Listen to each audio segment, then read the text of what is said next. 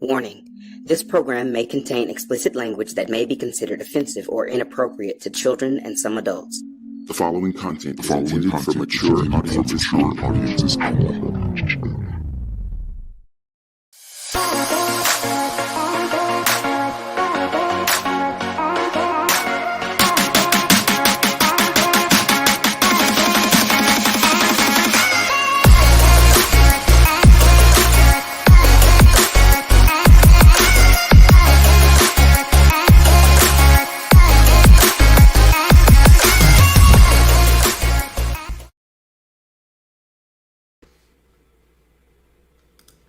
Hello and welcome to Talk It Out, where we talk it out.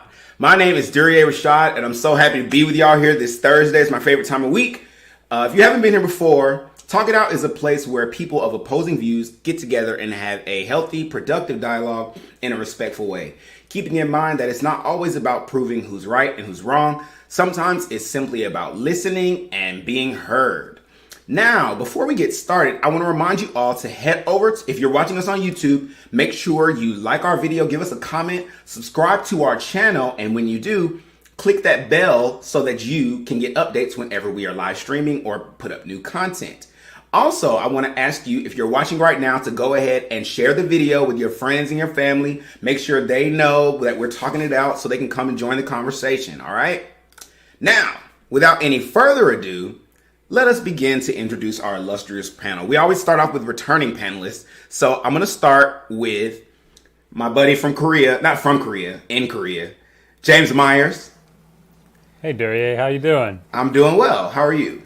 Great. Awesome. James is a well-traveled Army veteran turned English teacher. He's an avid reader and a Toastmaster enthusiast, which I learned about last week. He's not a big social media person, but he's happy to be here, and I'm happy to have you. Fascinating topic this week. I'm excited. Yeah, globalism versus nationalism is going to be dope. All right, now let me take a deep breath for this next one because it's long. All right. Kimberly Render, soprano, born and raised in Columbus, Georgia, can be seen performing on classical stages all across the world. She recently made her off-Broadway debut at the Lincoln Center Theater in the cast of Intimate Apparel, a new opera by Lynn Nottage and Ricky Ian Gordon. In the fall of 2019, she also made her Metropolitan Opera debut. That's the Met, aka the Met Gala opera debut, in the esteemed chorus of the Grammy-nominated record-breaking new production of Porgy and Bess. Offstage, Miss Render can usually be found in the classroom or working with youth in some capacity. She's a certified music educator who's passionate about helping students reach their full potential. Welcome back to the show, Kimberly Render. How you doing? I'm good. Good to be here. I'm excited to have you. Awesome. We're going to have to cut down on that bio, huh? I mean, it's cool. It's flex your muscles if you got them. Shoot. This next panelist returning, it's been a long time. The last time we saw him on our show, it was the couples episode, but this time he's doing a solo appearance. Mr. Cody Francis is a husband, a father of two, a minister, a content creator, and the founder of Cody Paul Media. What's up, Cody? What's up, Duryea? What's up, everybody? I'm excited to be here. I'm excited to have you. All right. Another returning panelist is another one of my buddies from the military, James Bendis. He's a general manager for a small startup, a material handling company. He is a student at Norwich University for National Security Studies. In his free time, he enjoys reading and writing. James, what's up? Hey, not too much. Glad to be here. Glad to have you. Glad to have you. Excellent. We have one more returning panelist. Mr. Jose Davila likes controversial issues and stirring the pot. He also dispatches truck drivers, so if you're looking for one, he is your guy. Hello, Mr. Davila.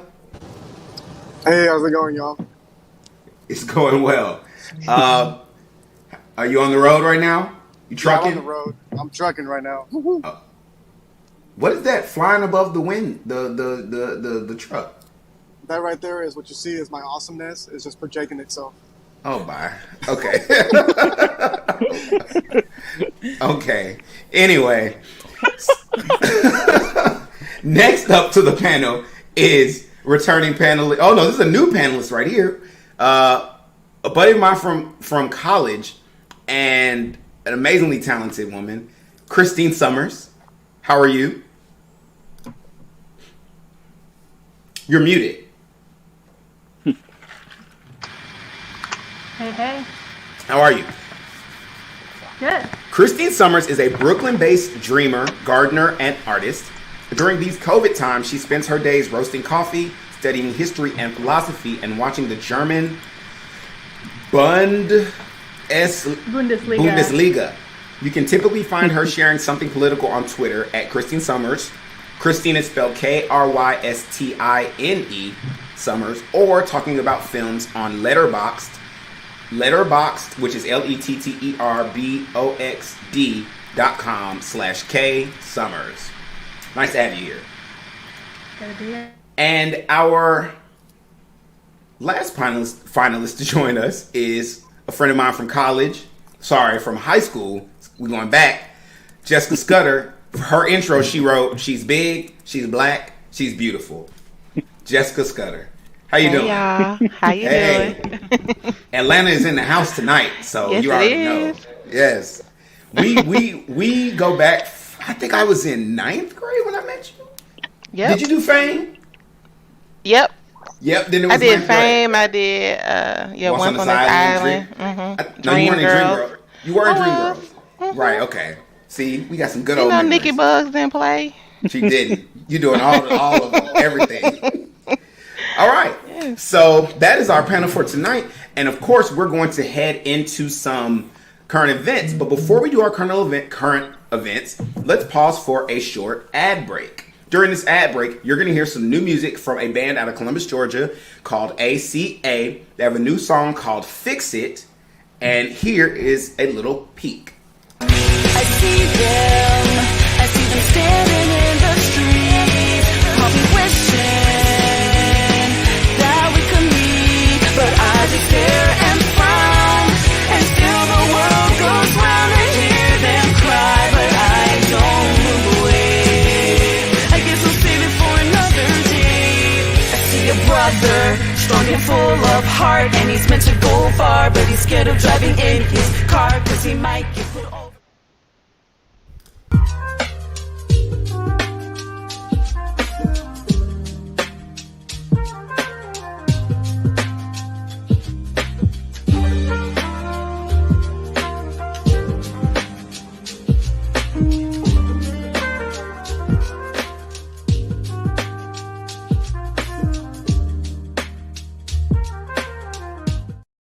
Once again, that was ACA, and that second ad was from itsjessicamyers.com. Jessica Myers does real estate investments. That was her latest project.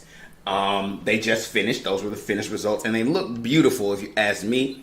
She just got off of a really lucrative deal with Hilton Hotels. So definitely check her out if you want to know how to get your real estate investment swerve on. All right. So y'all know what time it is. It's time for some current events. You know, I don't have my list, but before we get into our current events, we just got some really horrible, tragic news about Miss Cicely Tyson. She just passed away. I'm not sure if she passed away tonight and they're just or yesterday and they just released it, but the news just hit the web. If you don't know who Cicely Tyson is, she is a staple in Hollywood, a pioneer. She's been doing this since she was like in her 20s, and she died at 96. She's incredibly talented. Her body of work is extensive, and she will be dearly missed. Her memoir will be hitting was just announced yesterday or 2 days ago or something to be hitting stores soon. So she just wrote her memoir, which was Tyler Perry had been telling her to write it, and apparently he finally convinced her to do it. And so at least we'll have the stories and the memories and all that knowledge that she acquired over all these years. So rest in peace. Yeah.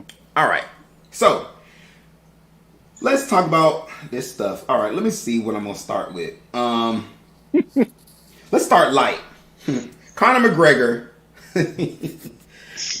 Conor McGregor got knocked out by Dustin Poirier. I think that's how you pronounce it. Poirier. Mm-hmm. Now, the thing that's interesting about that to me is, you know, I always feel like the ones who yap too much, to talk too much shit, always end up getting a good smackdown. You know what I'm saying? So it was funny to me. Now, let me tell you, there's a little addition to this story.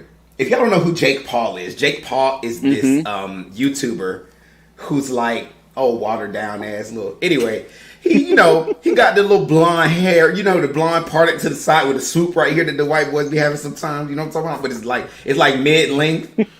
He got that haircut, and he got on the internet talking stuff about Ewan McGregor, and I'm like, not Ewan McGregor, Conor McGregor. And I'm thinking to myself, look, Jake. I mean, Conor might have got the smack that handed to him, but you're not gonna do nothing to him. I think he wants to fight him now or something or was he just talking shit? He's yeah. Now you want to fight? He's trying to get to Conor. He's trying, but why? Like, why? Listen, Conor McGregor. No matter whether he got knocked out the other day or not, ain't nobody's dumb. We know Conor McGregor got them hands. I want to see that fight. I want to see that fight just because. And if Jake Paul wins, I'll give him his props, but I highly doubt he can stand toe to toe with Conor McGregor. So what do y'all think about Conor McGregor getting knocked out? Especially coming off of the last fight he did was the big one.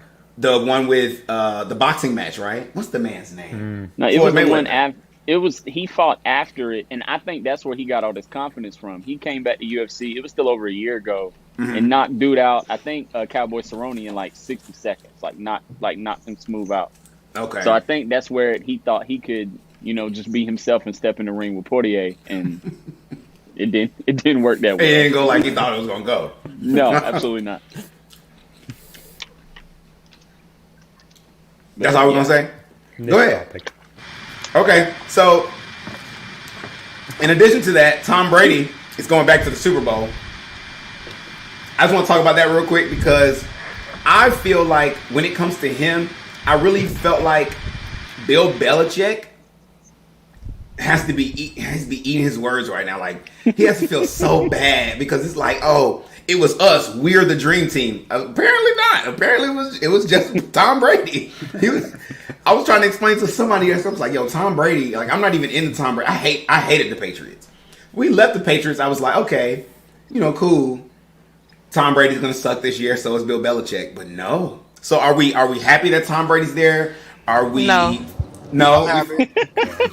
Let's talk about it. It's rigged. Why are you not happy? I don't care. I think not that he's not good. He's definitely an awesome player or whatever the case. I'm just tired of seeing him at the Super Bowl like every year. Every year it's gotta be rigged. It's gotta be somebody paying somebody off. It's gotta be. He's officially like the Jordan of football. And it makes me sick to my stomach. It's okay, and hopefully I don't eat these words next Sunday. But he finna take this L on Super Bowl Sunday anyway. I don't think so. Let me tell you why. He gonna take this L. Patrick Mahomes is my dude, so I'm just throwing that out there. That's Jared Crow dude. Yeah, Jared Crow. Mahomes is my guy. Versus Tom Brady. I'm gonna go for Holmes all the way. Absolutely.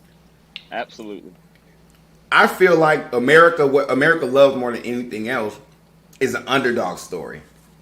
Mm-hmm. I don't think Mahomes is the underdog in this situation. I think Brady is. Yeah. Because I think, don't do your face, Christine. I think Brady is the understudy because he's 42. People have been talking about his age affecting his game for years and how it's going to affect his game. And I also feel like because he's with Tampa Bay, people didn't even think Tampa Bay was going to even get to the Super Bowl. Yeah. It reminds me of the Eagles that year when Carson Wentz was out, and then what's his name? Nick Foles came and gave. Nick Foles came and ate. So I feel like this is gonna be. I think it's gonna be, and this is actually the first time in my life I'm rooting for Tom Brady. It's gonna be good. It'll never happen. Are you only rooting for him because he's gonna be the underdog, or yeah, absolutely. Underdog. I'm rooting for him because everyone's saying he's gonna lose. I'm that dude. Like, if I'm on your side, right, and then everyone's on your side, I'm gonna not be on your side just because of that. Not because I don't believe in you. You got too much support. That guy don't got no support. Because everybody feels like Brady's gonna lose.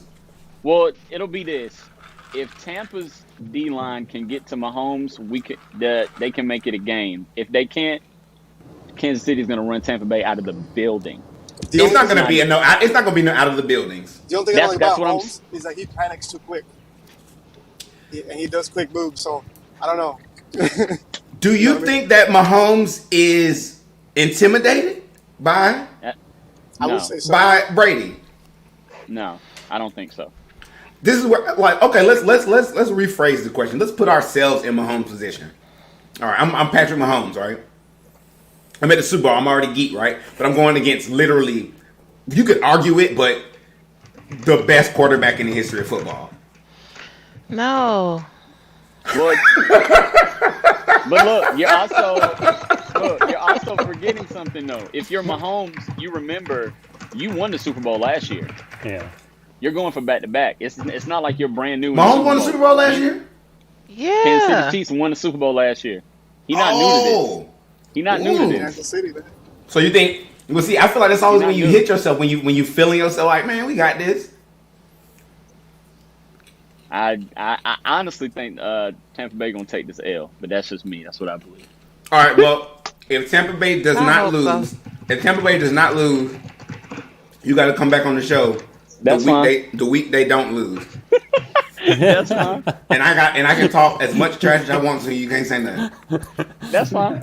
Okay. And if they lose, I'm gonna delete this video off the internet. Are we putting some money on it too? Yeah. Or look, Everybody, we're gonna forget about this episode. No, Darius, what you gonna do is you're gonna cut the video and start it with the topic and post it on Yeah. YouTube. Oh yeah. Be like, what happened in current events? Nothing happened that week.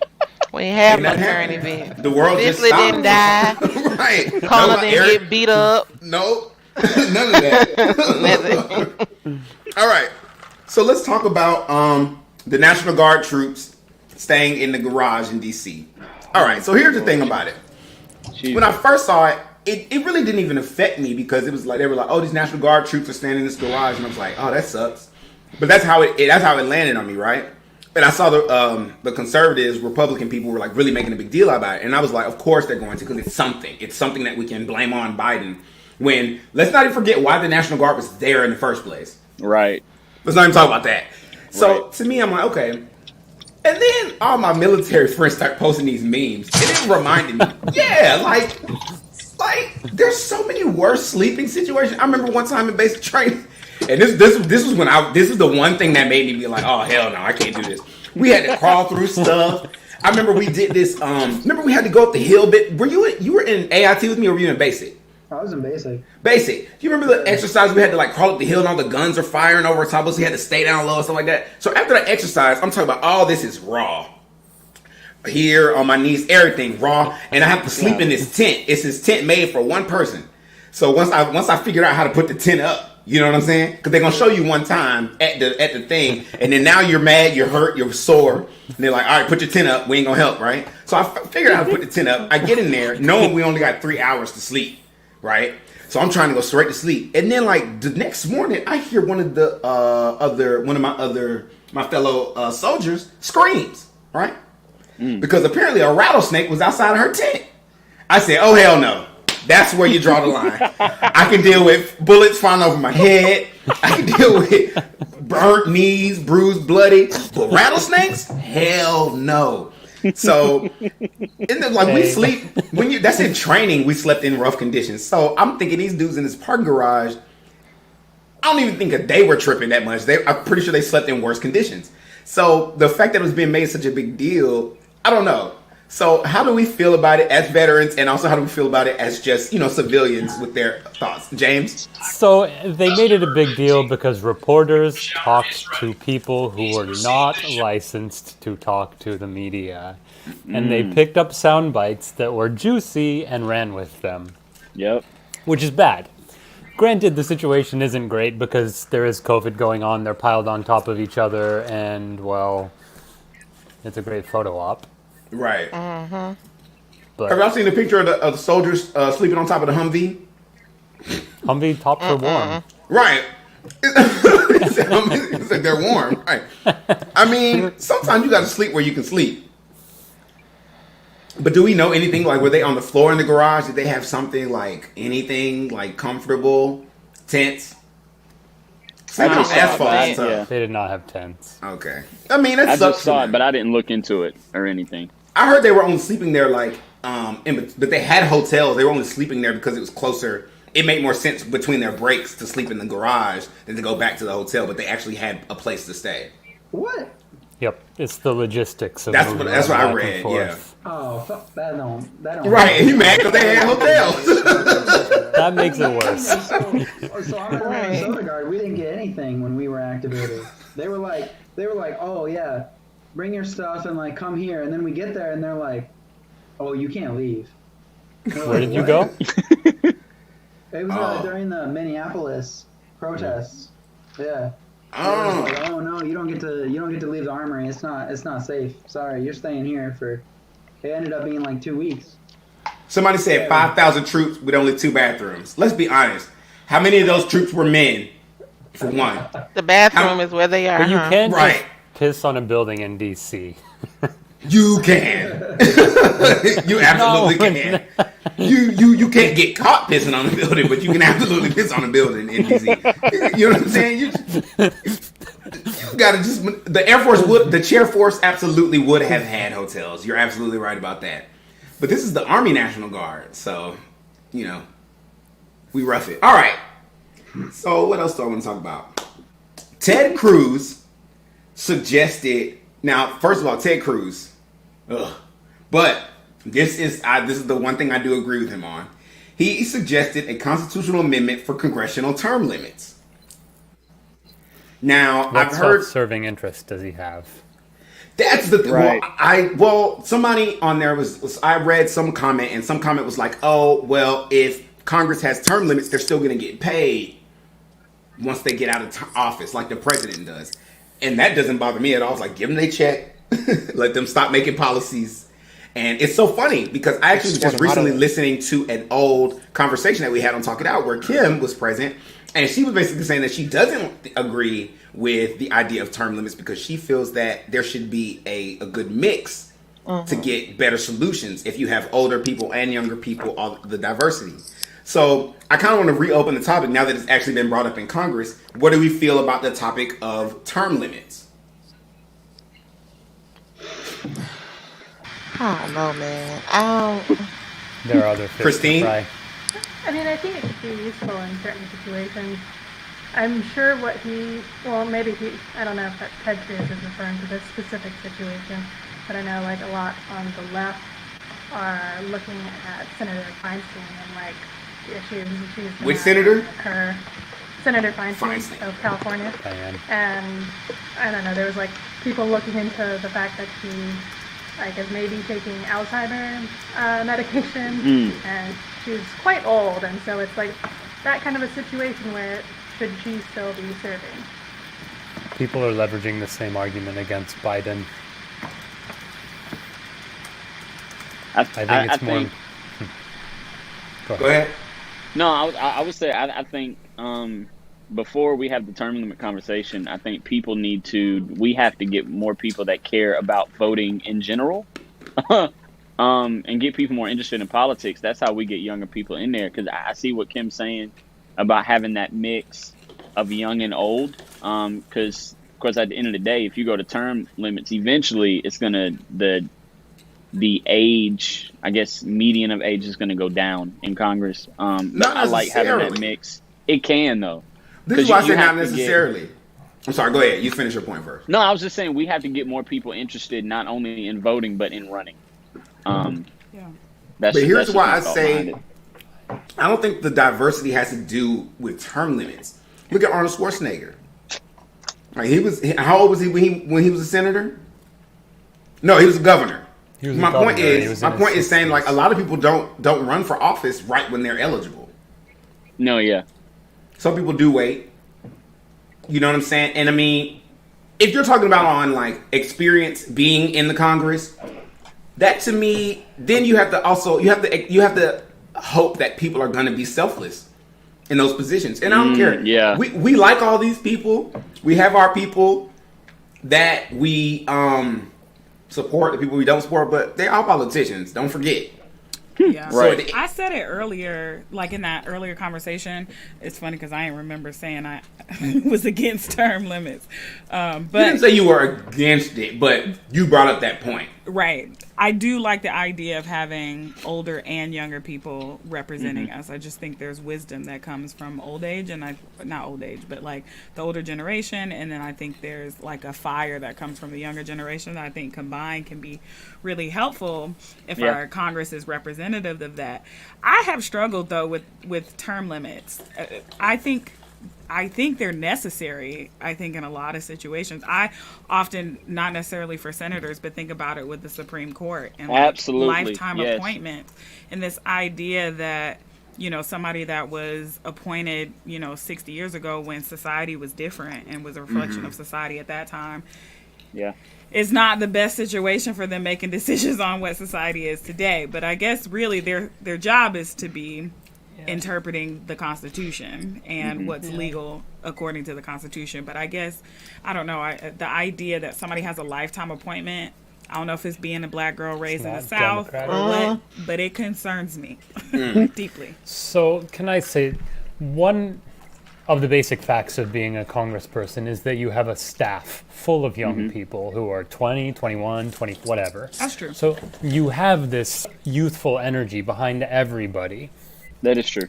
But the problem that I see that really kind of irks me is people like the House Speaker, Nancy Pelosi, have refused to, or so the narrative is painted, have refused to cede any of the power that she has amassed while she's been in office to a younger generation. So she is now, over 80 years old? And there is no heir apparent. And it's crazy because the more Congress changes, the less votes she gets for Speaker. Right. It's because she barely made Speaker this time. Yeah, it's definitely a machine. And when people think about going against the machine, like the Bernie Bros and stuff, and the AOC, the machine, right? Tackle that and throw it down, But right. I don't know. I understand that there is, power, and there's an order. Order can create power or utilize power in the right way. But I agree that there should at least be somebody in line, behind her that we're pouring into as a party. Well, I'm not really a big fan of Nancy Pelosi, other than that meme where she's standing behind Trump doing the clap. That clap, that's hilarious to me. But I'm not a big fan because I feel like here's my issue with older people. I'm not gonna say old people, I'm gonna say older people, elderly. I feel like once people get to a certain age, especially black people, you can't tell them nothing. Can't tell them shit. Can't tell them nothing. It be raining outside. You go tell them, it's raining. I don't feel like it's raining. Because when it rained, my left knee started gyrating. It ain't gyrating, so it ain't raining. And you know what I'm saying? You can't tell them nothing. So you're not going to talk about my grandmama like that. I mean, if you feel attacked, that's not my fault. I'm just saying. I just feel like that's my biggest issue is if you ever try to negotiate, it's not really happening, especially because they're going to look at you like a child, no matter how old you are. Right. The other thing I will say is the more you have invested in a position, the harder it is to abandon that position. Yeah, absolutely. And so you get entrenched interests that go nowhere.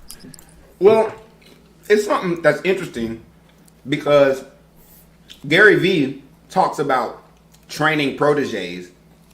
And he says you never train your protege with a fear that they're going to take your job. You train them hoping that they're going to take your job. Right? Yep. And for one, that's going to create a better work ethic for that person. A lot of better circumstances for this individual that you're training, right? You're not crippling them by only giving them so much, right? Because you're afraid for you. Because at some point, some way, whether by choice, involuntary or voluntary, your position will be refilled. Period. Absolutely. And you really, if you're thinking about the betterment of the people you serve, your hope should be, I want this person to take my job next because I know they're going to do it the way it should be done. And I don't think that happens because it's all about me. I don't feel like it's always common that. That's one thing I like about AOC. So far, to me, it comes off that she really does care about her constituents more than her job. I think Kim? What James was saying, though, when you have this investment, what I've seen with the older generation, or like I would say like old school, because I think she's old school. There's younger people that are old school too, but Okay. I think when I think about women of color, people of color, or women, like just a marginalized group, I feel like they had to fight for so long to get into the positions of power that they have, that oftentimes I want to be there a little long. I'm sorry. I waited a long time to get here. I did a lot of fighting, a lot of climbing uphill to get to this point. And I think that's where oftentimes they'll look at the younger generation as like, y'all don't even understand what I went through. Like, even when you like talk about Nancy now, it's like, put some respect on her name, you know, because you don't know what she went through to get to where she is now, you know. And I think they look at the younger generation and they just are like, y'all entitled. Y'all just think you gonna walk up in here and own stuff, which there's a part of that I love. I'm like here for the young people that's like, burn it all down, you know. But also I understand in the older generation, like they fought to get into those positions and they should have some power for a while. And so it's about finding a balance. When we say term limits, people immediately think 8 years. Because the president, but who said that term limits have to be 8 years? Granted, that's 16 terms, isn't it? Not 16. Sorry. That's it depends on your term. So it's the every Senate 2 years. That's 6 4 years, terms, and right? Congress runs in 2. Right. So that's 4 terms. I don't know where I got 16 from. Sorry. That's 4 terms. Like, that's not that bad. But then again, who said it has to be 8 years? It could be 12. It could be 15. Not 15. It's got to be even. But you know what I'm saying? It could be a multitude of things. But you're talking about some people who've been in Congress long enough to, like, if you were working for like a company, you could retire with full benefits twice. You know, so to me, I think the conversation shouldn't be whether they should have term limits or not. I think the conversation should be how long is the term. Because I think when you're talking, I get what you're saying, Kim. I worked a long time to get here, and I want to really affect change while I'm here, and sometimes that takes a certain amount of time. So keeping that into consideration, what is a logical term limit that where we can actually get in there, make change, be impactful, but not be there so long to where we're stifling? Because I think there comes a point in time where you're so worried about your spot that you then start to stifle growth, because then it's like, oh, I can't let that person take my spot. I need to stay Speaker of the House. Well, if the House is all in agreement, does it matter who's the Speaker? Yes, because there's a variety of opinions and extremity of opinions. Can we talk about the Senate a little bit? So the Senate exists as kind of the House of Lords in England. It's there to like check the populist push. And so it's been used. We talk about the filibuster right now and eliminating the filibuster and the threat of that.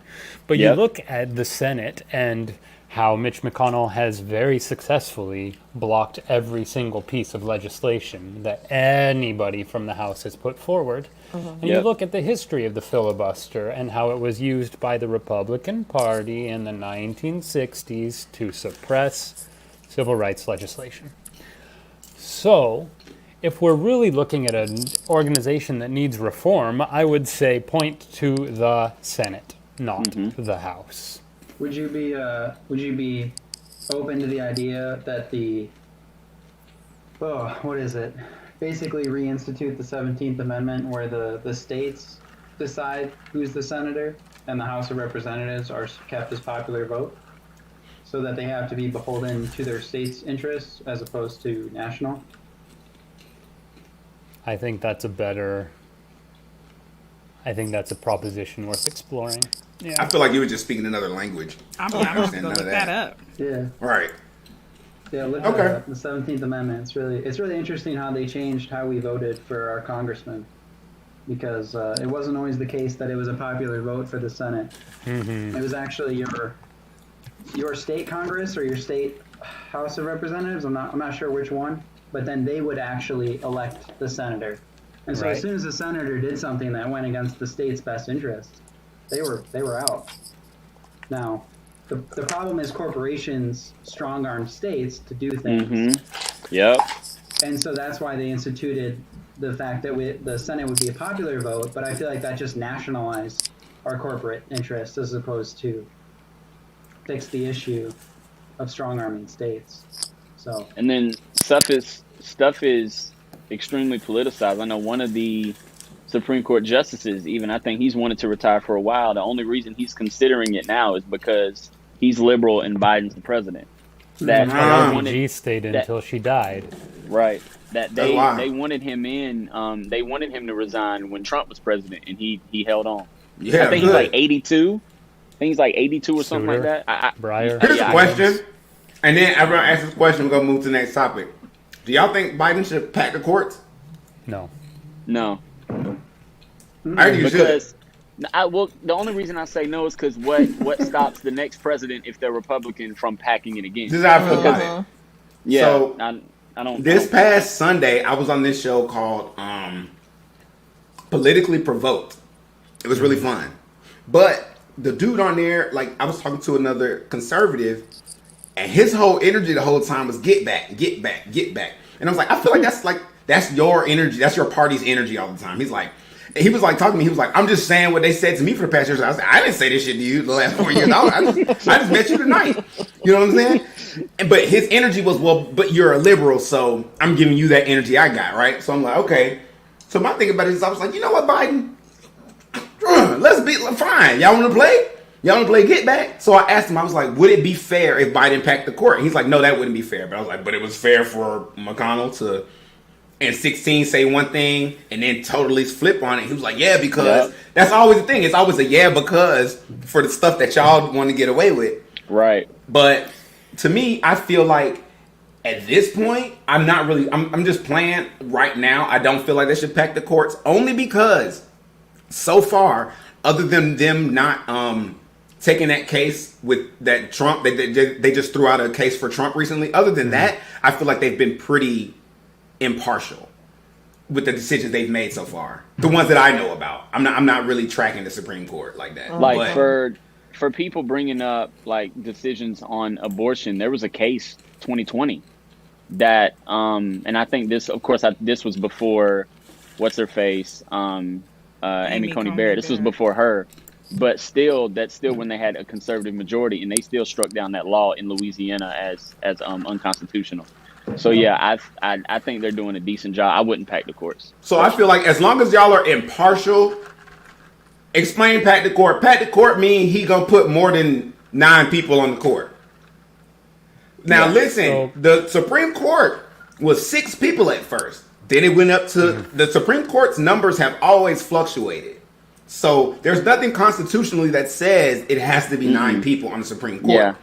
So it's not that it's unconstitutional. So I mean, it is possible. I don't think Biden. I think if Biden did it, it would look bad because there's no reason to do it. Now, if the courts start being clear, obviously impartial, then I think he would have a leg to stand on. James, and then we're going to move on. Okay, Darius, so I want to say this. The Republican push over the past 40 years has been to stack the entire court system from the federal level on down with Heritage Foundation judges.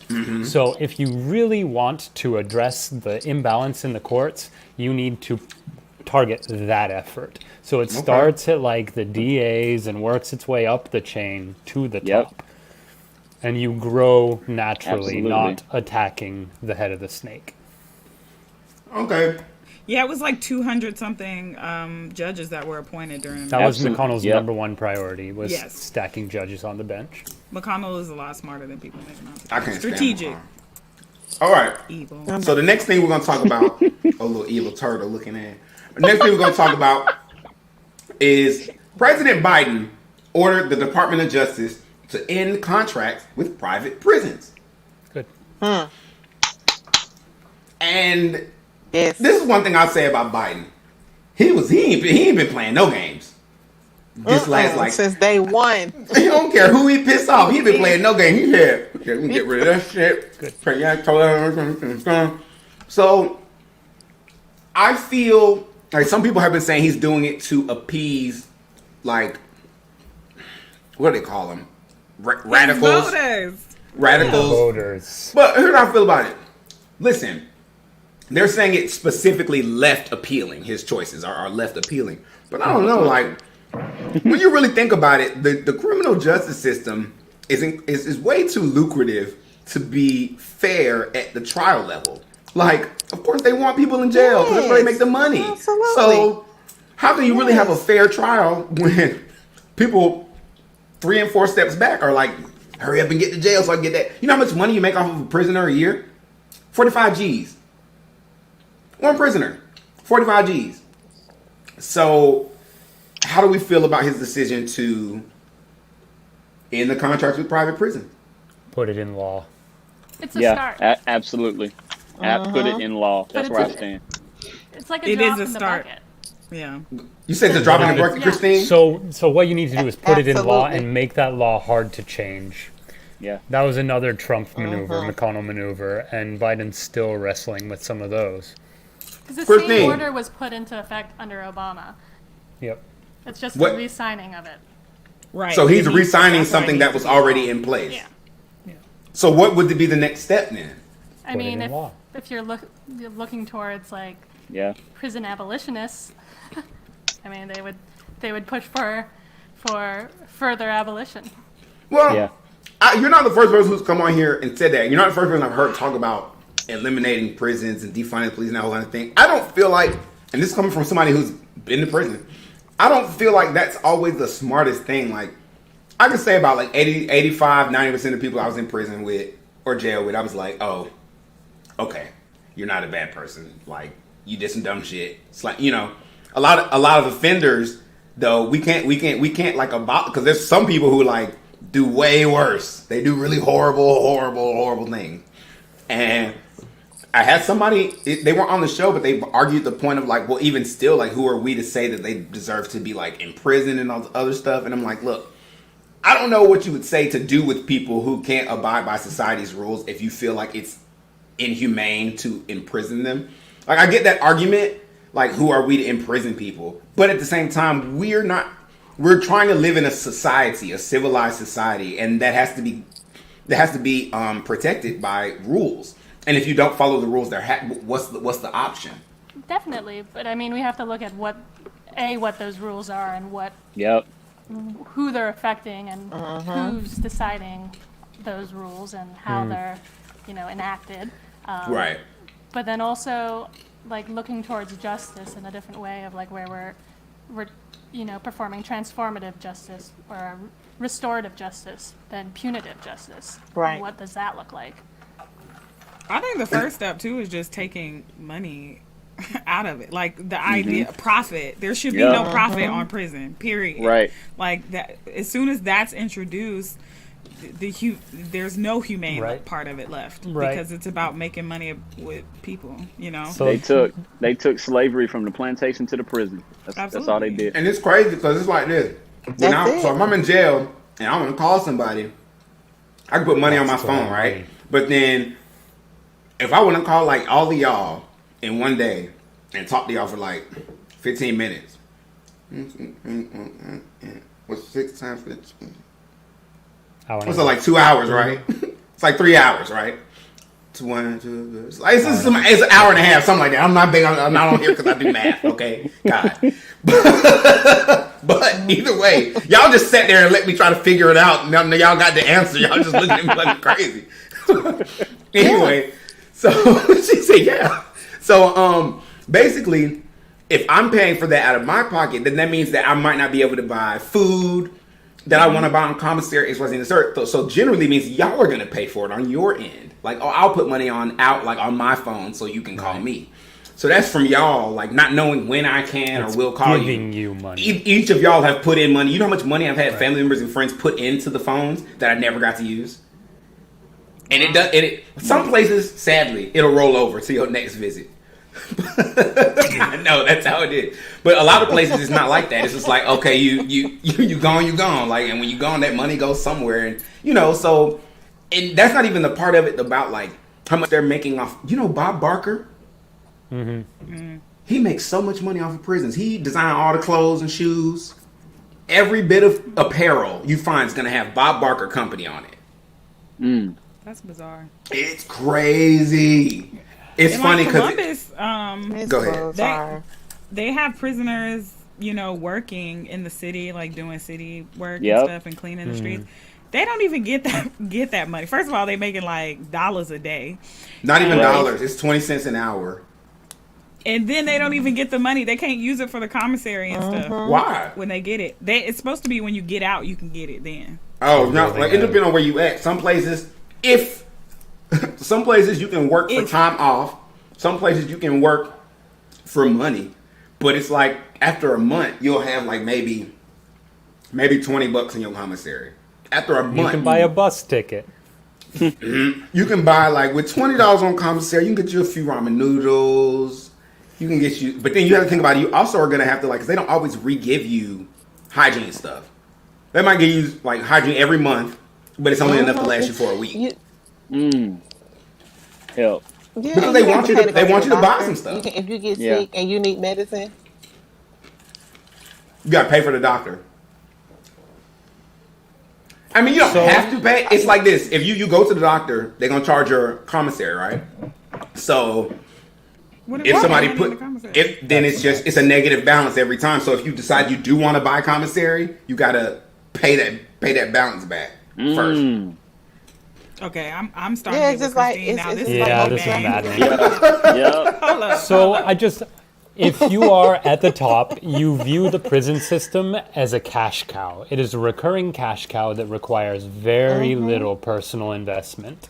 So for people who are the owners, it's just a steady stream of income.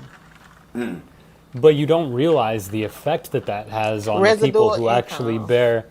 So I've been looking at this with the whole Reddit GameStop versus the hedge funds, having socialism at the top of the system and capitalism for everybody else.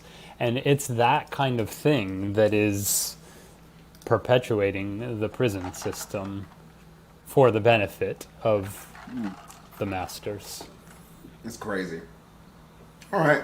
So I do agree that this should not be profited off of. And what I really agree with is that prison needs to be, and the criminal justice system as a whole, the criminal justice system as a whole needs to be rehabilitative? Reformed. Reformed? I mean, it does need to be reformed, but I'm saying the purpose of it should be to take rehabilitative. Okay. It should be justice should be restorative. Yeah. Yes. The other thing I'd say, Duryea, is Malcolm Gladwell did a podcast. Malcolm Gladwell has a podcast called Revisionist History. And either in 2019 or 18, he did a series on education in LA, talking about how if you don't catch these kids when they're 6 or 7 years old, they fall through the cracks and into the prison system. So it transcends prison. It's I was a teacher for years too, and there was research that was by the time students are in 3rd grade, they base the reading level in 3rd grade on how many prisons they're going to need in the future, like for that generation. 3rd grade. Goodness gracious. It's horrible. Well, I think that's part of what prison abolition is kind of about, is rethinking the whole structure. It's not waking up tomorrow and saying prisons aren't going to exist and everybody who's in a prison is going to be let loose, but it's like the same idea of defunding the police, where you're taking those resources and investing them in people and investing them in the infrastructure of the country so that you can avoid crime, so that you can avoid poverty that leads to crime. But this is going to dig into one of our future topics where we're going to talk about, is capitalism working? Because this is what it sounds like to me. Our capitalist society is dependent on someone suffering. That's what it sounds like. No, James says no, so you're going to be on the panel. He's going to be on the panel. Not. You don't think so? You don't think capitalism depends on someone suffering? Like, in order for a capitalist society to work, someone has to not be doing well. Someone has to not be doing as well as someone else, but it doesn't mean that other people, doesn't mean people have to do poorly. Like, so I hear this argument all the time, but I'm just going to, say something really quick. Like, we've improved our standard of living globally, exponentially in the last 20, 30 years. And so, how did we do that? Well, it's probably through some capitalism. So, I mean, Globalism. There's definitely exponential growth on the top. Absolutely. Billionaires, we saw this during the pandemic. They get richer. Why? you can say like, oh, well, they're just benefiting off the backs of people.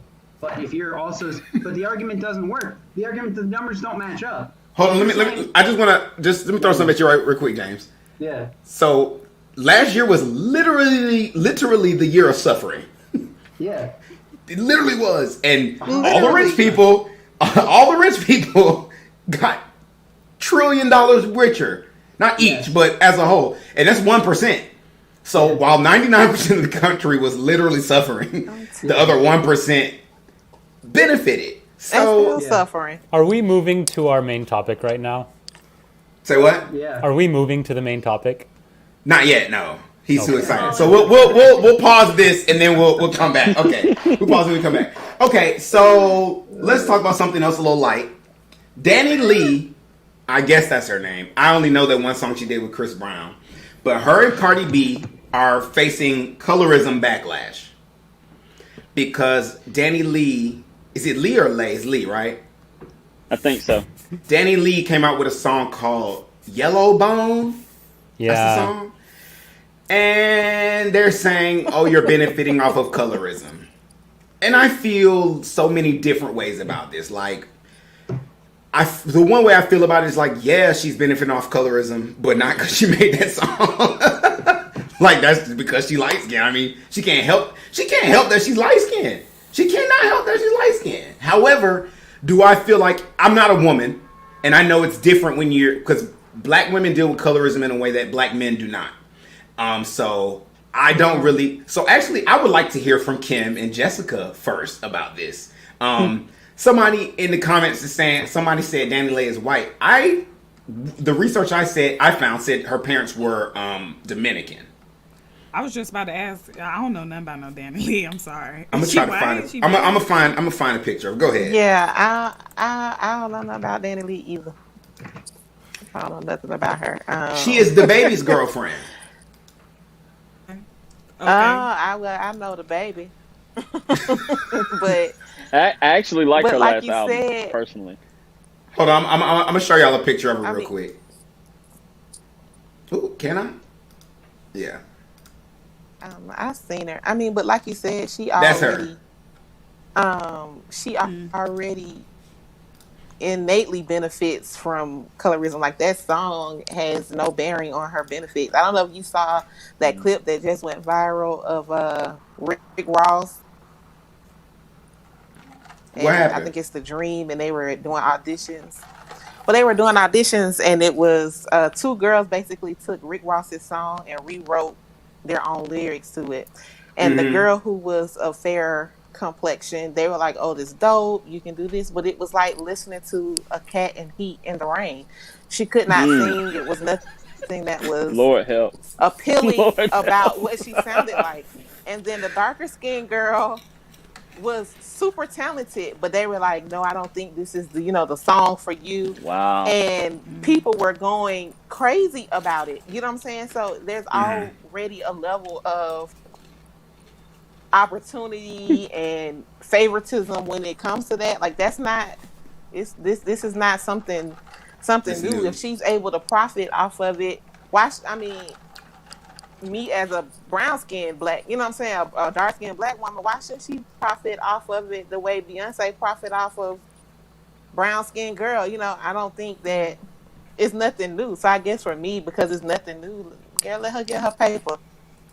That's probably the best way she gonna get it anyway. I don't know about Nelly, but exactly. Yeah, I think I would say the same thing. I mean, like, I'm let just her saying, live. like, it's so much other stuff, Right. If, her one song ain't gonna affect $45,000 off of. Right. Yeah. That one song is. And I don't think Yellowbone, is offensive. I don't know. Like, it just is. Someone in the comments said that she made the song to disparage the baby's baby mother. Does she actually, in the song though?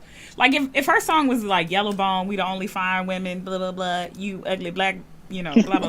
Then I'd be like, oh hell no, right? Right. But if it's just a song empowering her Yellowbone self, then by all means. This is my thing that's interesting is I have to tie in why Cardi B got introduced. I don't know how Cardi B got introduced to this beef, but somebody came in and wanted to question because she identifies as Afro Latina. because one of her parents is Trinidadian. I think it's her dad that's Trinidadian, and she doesn't. I don't know. I personally have never really. I love Cardi B, so I might not be the best. I might not be the best person of judgment, but I feel like I've never really heard her say anything negative, or to me, even like hyping up the fact that she's lighter skinned. But I haven't heard like every single lyric. I think they just pour her in there because people are always trying to come for her. But I think when you look at the two of them, it's kind of like the situation with Mulatto. Like, a lot of people are upset that she calls herself Mulatto. To me, it doesn't bother me because, it doesn't bother, but like I said, I don't have the frame of reference because I just know it's different for black women, but I don't know how to me, it's just like, okay, that's a name. I don't think many people are that offended by it because she's doing so well regardless. But apparently she's going to change her name. Cardi B? Mulatto. Yeah, Mulatto. Oh, Mulatto. I mean, that name that word in itself has a lot of history. I think the thing with Cardi B too is that there's a lot of history and complicated conversation around Hispanic and Afro Latinos, right? Such and recognizing the African part of their Latino-ness, right? So I think people are always, I don't know, people be too worked up. Let her live. Let her sing the song. If it's a good song, it's a good song. If it flop, it flop. You know what I mean? Like. A commenter, Cardi B's said it was whack. Yeah, a commenter just said Cardi B is consistent about her heritage, unlike Danny Lee. Like, at the end of the day, like, it's kind of like the Mariah Carey, Halle Berry situation. Like, Halle Berry has always stamped that she identifies as a black woman, even though her mother is white. Mariah Carey very inconsistently decides what her race is, depending on how she feel that day. So. Like, sometimes she's Cuban, sometimes she's Afro-Latina, sometimes she's black. So, and I feel like that's just tough when and I get it, like, as an individual who is mixed race, I'm sure it is difficult to understand where you need to fall and identify, because I've seen it where people who are mixed race are really maybe not accepted by either or whatever race. So I'm sure it's hard to identify yourself, but then when you're in the spotlight and people are looking up to you, I think you do have a responsibility to, at least when you vocalize it, be careful how you vocalize it. Yeah, because like you could still be struggling with it, but maybe just don't talk about it. Be like, but because I feel like or you do. If you're struggling with it. Go ahead. Well, I just feel like if you are struggling with it, then be honest about struggling with it. I think the biggest thing that that throws me off in situations like this is when people minimize other people's experiences and struggles because it doesn't match their own. Right. And so, if you do struggle with it, then talk about it. Like, what's the girl from? She was on Love and Hip Hop. I don't know her name. Marla Negra. Very beautiful girl, and she's she speaks very candidly about her struggles, and so, I think that that's more helpful than denying that you have a struggle, but then you drop a song like Yellow Bone, and then you have everybody in an uproar. I just think that is the difference. That's what sets the Cardi B's, you know what I'm saying? That's what sets them apart from people like, what's her name, Danny Lee. Cardi B is Cardi B all the time. Yeah. Wendy right. Williams And is it's Wendy like Williams somebody all the time. said Like, people who are like that, I can. Go ahead. Oh no, I was gonna say, somebody said in the comments that Danny Lee is black when it's convenient, and we will peep that quickly. You know what I mean? Yeah. If it's like, oh, you black right now because it's hot, and then but you ain't got nothing to say when Black Lives Matter out here marching, you know what I mean? Stuff like that. And that happens. So, yeah, that definitely happens. Yeah. Okay, so another story that is incredibly disturbing. Actually, no, I don't want to go that one. I'll go to that one last. Yeah. So another story that's incredibly disturbing. This woman was at the liquor store getting some wine after work, and these two dudes hit on her. Damn! And these two dudes hit on her.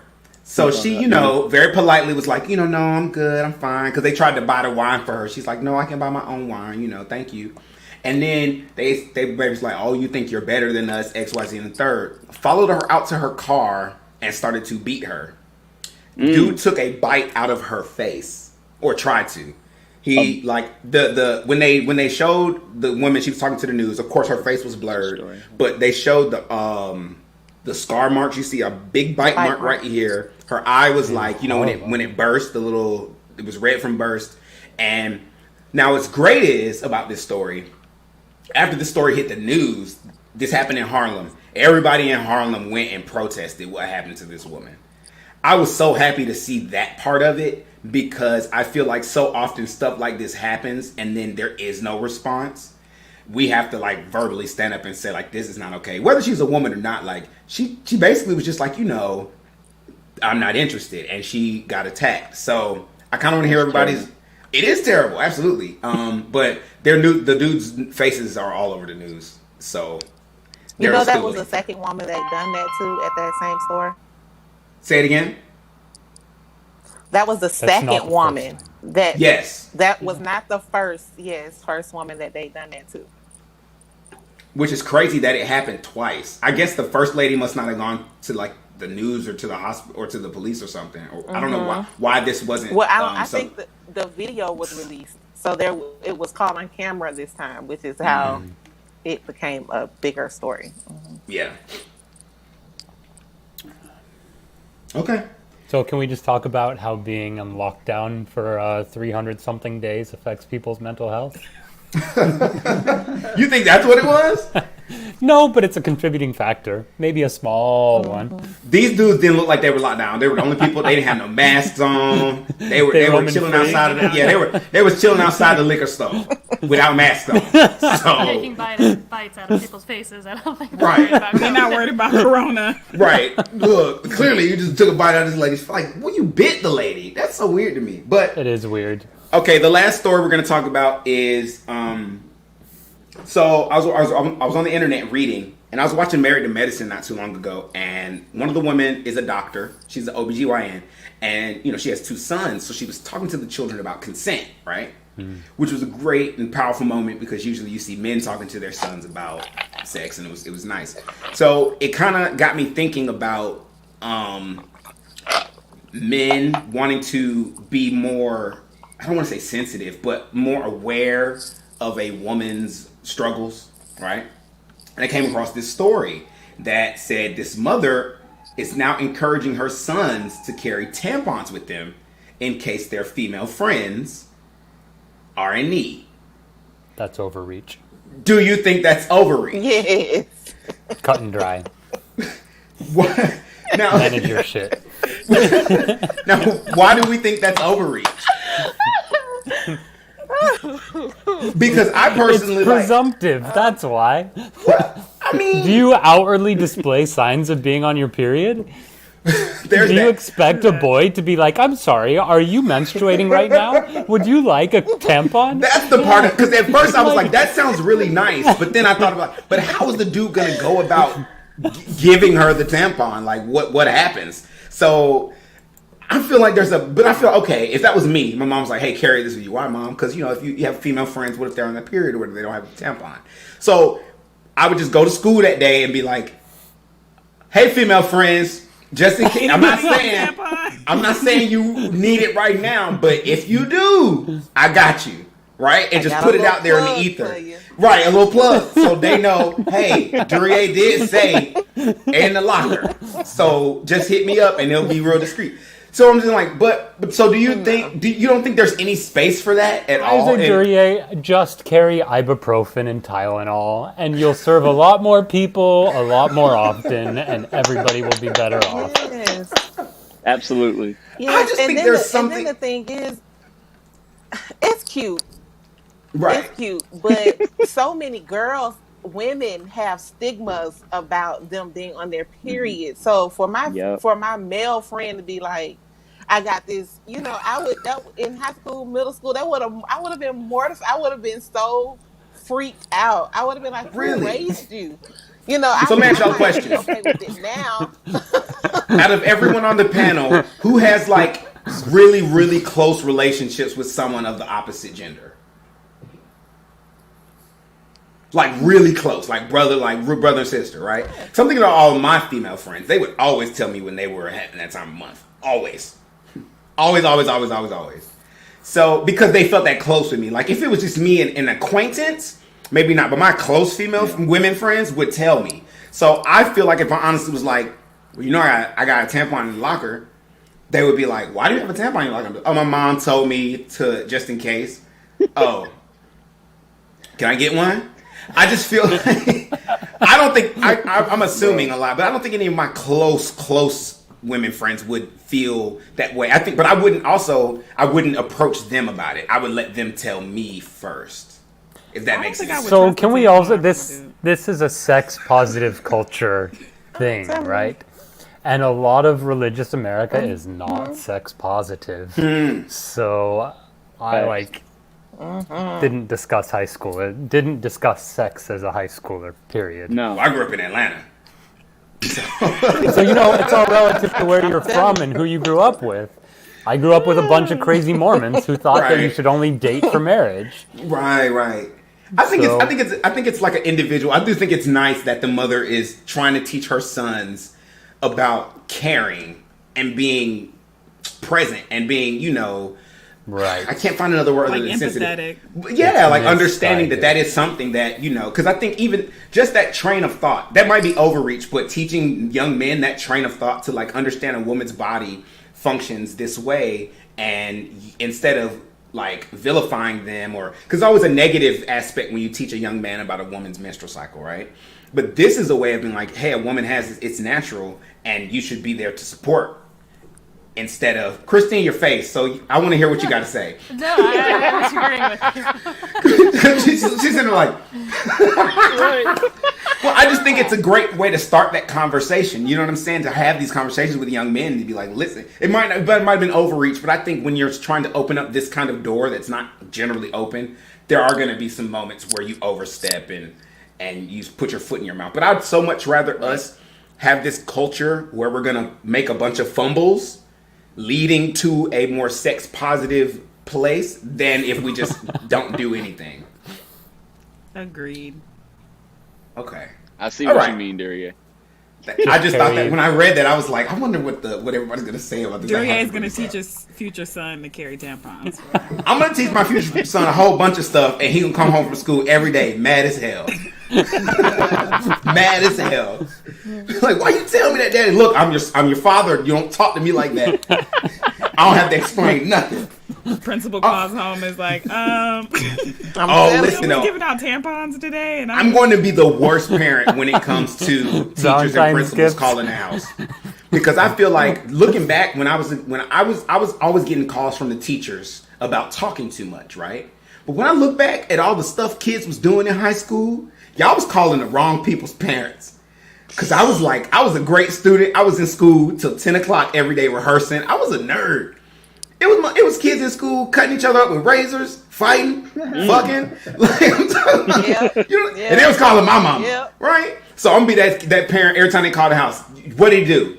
Because if it ain't some necessary shit, I'm gonna hang up the phone in your face, and if you call me again, unless he fighting, bleeding somewhere, I don't want to hear your voice. Facts. All right, y'all. So we're going to head into our main topic, but first we're going to pause for a short ad break. Hey, everybody. My name's Chris. I'm Duryea. I'm Ricky Z. Justin. And Julian. Have you heard about Anchor.fm? It's the easiest way to make a podcast. First off, it's free. Oh, I love free, especially when we're talking creation tools that allow you to record and edit right from your phone and computer. And Anchor will actually distribute your podcast for you. So as soon as you're finished recording, you can be heard on Spotify, Apple Podcasts, and many other platforms. And you can make money off of your podcast with no minimum listenership. It's basically a one-stop shop for everything you need. So head on over to Anchor.fm and download the mobile app now. And make sure you come back and geek out with us.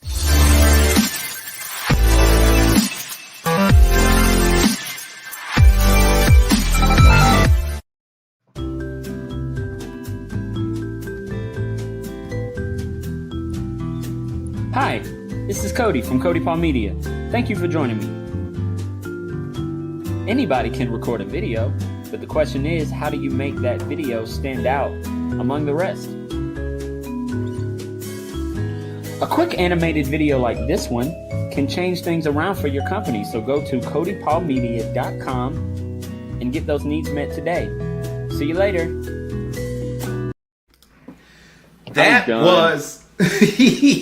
Did y'all recognize that last commercial, that voice? I am done. Somebody put a professional voice on to make their ad. That was Cody Paul Media from Mr. Cody Francis.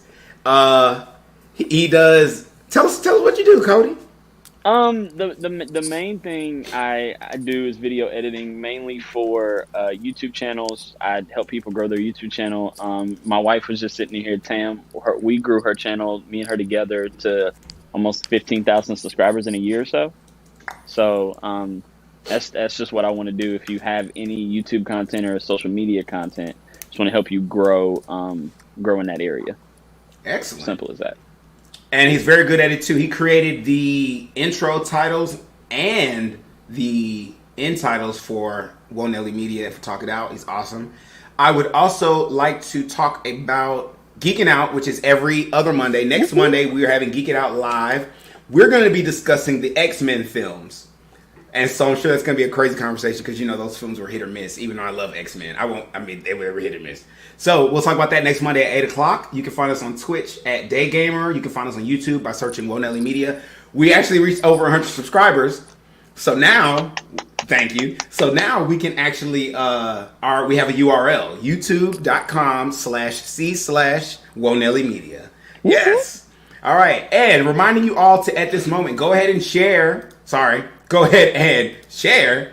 the video with your friends and your family so they can join us for the end of this conversation. And if you are watching us on YouTube, make sure you hit that subscribe button after you've liked and commented, and make sure you click that bell for the notifications. All right, let's talk about this. Globalism versus nationalism. So who doesn't know what globalism versus nationalism is? Okay, great. James says he doesn't know. All right. So anybody at home who doesn't know, so nationalism, I'm going to actually look up the definitions, so that way. Yeah, I was going to say expound. Can I do this? Yes. Okay. So globalism is the idea that the world is interconnected, and it should be. This means that we aren't just America, we are America, and we have treaties with every other country that we agree with in the world, and we operate as a nation in a global system, fully participating in that global system with things like the World Trade Organization and NATO, the North Atlantic Treaty Organization, and various other means of staying interconnected, having the G20, the top 20 economies in the world, coming together in Davos to make decisions for the coming year, this kind of thing. Nationalism has always existed, whereas globalism is more of a 20th century, 21st century thing. Nationalism is the idea that your country is the best and is the right at the expense of others. Yes, I understand the world's always been interconnected. We are more globally connected now than we ever have been. Donald Trump channeled nationalism to win office. And that nationalism versus patriotism is the idea. That's what I was going to say. So can you explain the difference between nationalism and patriotism? Albert Camus said this very succinctly. Patriotism is the love of one's own. Nationalism is the hatred of others. Nice. That's actually very nice. That all right. Dope. So, who's attacking our keyboard? I hope that wasn't me. Was that me? Know. It probably was. But yes, I mean, long spectrum, the Romans were doing business on ships all over the Mediterranean and beyond. So this globalism thing is, people are curious and they reach outward. So, do you think there is a place for nationalism in maintaining and sustaining a country, especially a country like ours, which is always on the brink of, I want to say, civil and social unrest? That's the nicest way to put it. We're like, I mean, I'm trying to put it like lightly, but I don't say the W word. I don't like putting that out there. So, do you think there's a benefit to being nationalists at this point if we could all, as Americans, be on the same accord and really like worry about our own country for a minute? How do you feel about that? Can we talk about globalism first? Can we talk about globalism first? Why are you going to talk about globalism? All right, fine. Let's talk about globalism first. Let's talk about globalism. We're not ready for that one yet, so we'll go to globalism first. So globalism is the fruit that you want on demand any time of year. Globalism is also a car that is made in 50 different countries and finally stamped in Mexico or America. Globalism is also COVID ravaging the world. Mm-hmm. So? Globalism lifts all boats, but the interconnectedness has consequences. Yeah. Okay. So? I think it's going to retract because what do you of mean? COVID. Pull back. People are going to become less globalist because of COVID? Well, you also see globally there's a increase in totalitarian and populist leaders. Populism and nationalism are closely linked. Populism being from the will of the people, which tend to be nationalist. Mm-hmm. We've seen this in the Alternative for Deutschland in Germany, in the Philippines with Duterte. You've seen it in America with Donald Trump, Boris Johnson in the UK. There are lots of people who are saying, in Ukraine, in Budapest, a lot of people are rethinking their participation in this system. Mm-hmm. And as that gains traction, you're going to see it gain more traction. I actually think COVID-19 is going to have the opposite effect. I think it's already had the opposite effect. I feel like now more than ever, like other than actually like, I'm talking about post-quarantine lockdown kind of stuff. I feel like people are going to be itching to like do things and go and spread out. I feel like it's going to be, that is travel. You don't think travel has to do with globalism? It does.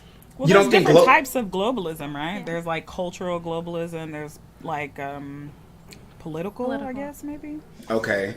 Where it's like geopolitical things, and then there's the financial or like the economics, you know. Right. Mm-hmm. So there's different types.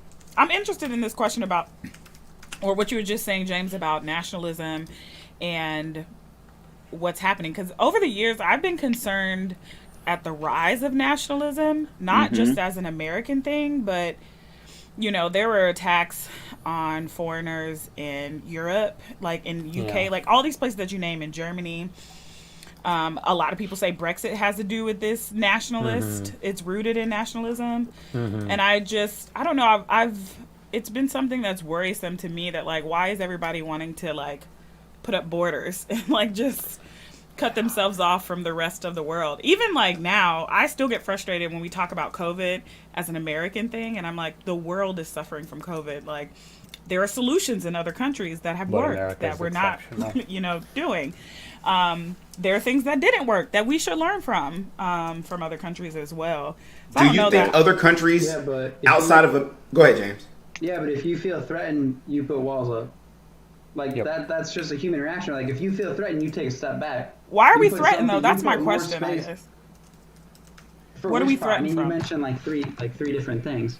Like COVID, or like Brexit, or like before COVID. So like Brexit, like just I don't know. I just feel like there's heightened tension in the world or something. So can I? The history of 20th century globalism stems from the end of World War II. And this is the beginning of the Euro economic zone, with France and Germany building alliances, business alliances, so that they didn't go to war again. And this grew in, like NATO came out of this, the Geneva Conventions came out of this, and then the beginning of the Eurozone came out of this. But the Eurozone is largely controlled by Germany, but it's created a stable bloc that can compete against America and China. So it's been good for Europe. Britain was a latecomer to the Eurozone and was always kind of a naysayer. But one of the benefits in Europe is that there was this Erasmus program which allowed a student from any country in Europe to go study at any other country in Europe. And it allowed this great flow of culture and ideas and friendships. But Europe functions more like the United States than it does like separate countries. Don't you think? To a point. I To mean, a yeah, point. I mean, in a federalist first state. yeah, level, and so to me, I feel like Europeans, and I'm not be the best judge of this, but when I was in Europe, it really did feel like, other than the cultures being different, it really did feel like Europe was like an entity, unlike North America. Like we don't feel like united with Mexico and Canada the way I feel like Europeans feel like they are towards like Germans and French and UK. Right. Like, I think that's kind of his point, that like it's like after World War II, everybody was like, you know what, that wasn't fun. Right. We shouldn't war with each other, especially if we're on the same continent. Like if we neighbors, like we should be friends. And I feel like that's how it really was, right? But now I worry like 10 years from now, not even 10 years, I don't know.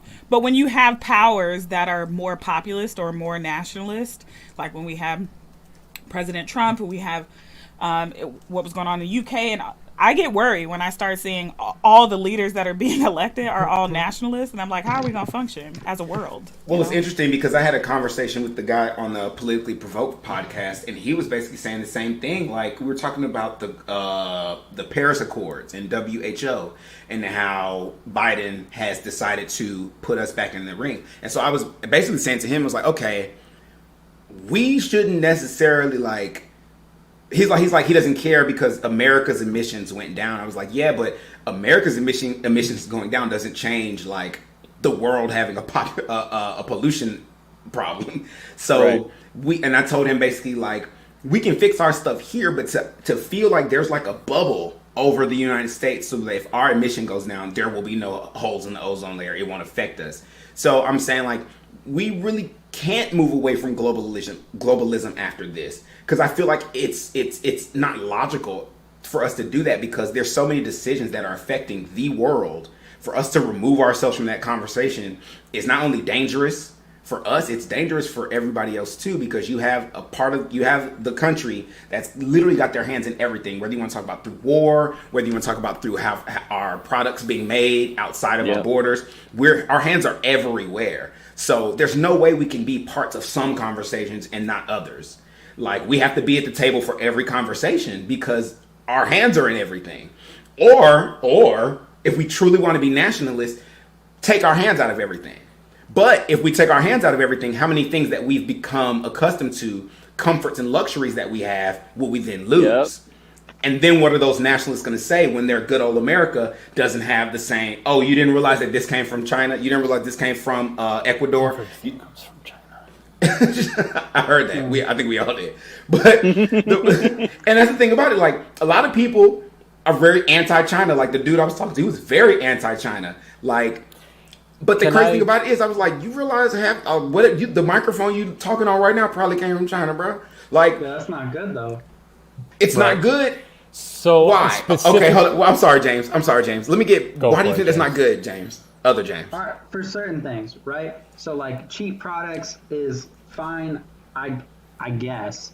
You know, I mean, a lot of people lost jobs in the mid 2000s. I mean, my family was in manufacturing. We moved like 3 times in 3 years, so it was kind of rough back then. But even right now, like, okay, a microphone's not a big deal, but if you're talking about producing medical supplies and medical devices, and then a pandemic hits, like, if China had wanted to, they could have just stopped all trade.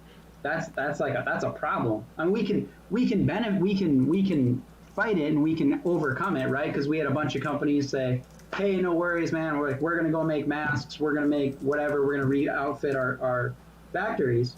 That's fine. But you can't have, like, if you're in an adversarial relationship, you can't have essential supplies made by an adversary. It just doesn't work. Well, here's the thing about that, though. Why? Okay, so when it comes to China, like, I feel like when you really dig into propaganda, like, people want us to hate China, right? Okay. So bad, as American people. But I see you, James.